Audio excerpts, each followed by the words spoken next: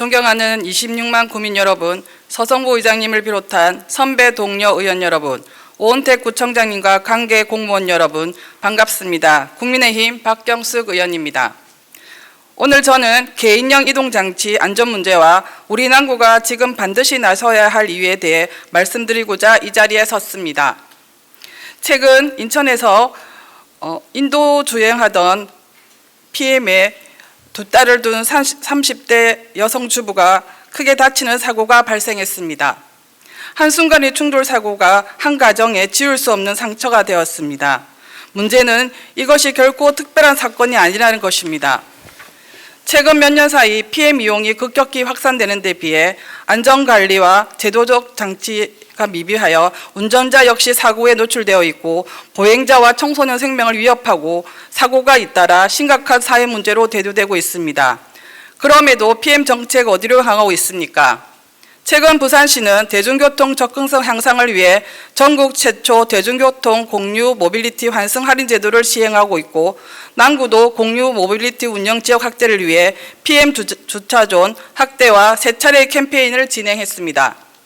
이처럼 안전장치가 제대로 갖춰지지 않은 상황에서 활성화에만 초점을 두는 것은 마치 교통신호도 설치하지 않은 도로에 차량 통행을 늘리는 것과 다르지 않습니다. 제2, 제3의 인천 참사에 대한 우려가 더욱 커질 수밖에 없습니다. 현재 국회에서는 운전 자격 시스템 구축, 사업자 책임 강화, 이용자 관리 의무 부과 등을 담은 도로교통법 일부 개정 법률안, 개인형 이동장치 안전 및 이용 활성화에 관한 법률안, 발의되었으나 계류 중이고 PM의 단속 주체가 경찰청이라 남구청에서 적극적인 조치를 할 수 없는 상황임을 압니다. 하지만 법 탓, 경찰 탓만 하면 더 이상 국민의 생명을 방치할 수는 없습니다. 따라서 남구가 다음과 같은 안전 중심의 행정적 조치를 즉시 검토할 것을 강력히 요청합니다. 첫째, PM 사고의 40%인 청소년 이용자의 관리 강화를 위해 교육청, 도로교통공단과 협력하여 학교 단위 체계적인 PM 안전교육을 실시해야 합니다.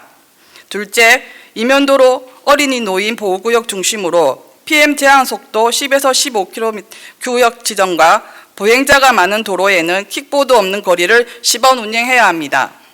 셋째, 불법 주행 무단 방치에 대한 지자체의 대응을 강화해야 합니다. 최근 남구청에서는 보행에 심각한 방해가 되는 PM을 2차례 견인하기도 했습니다.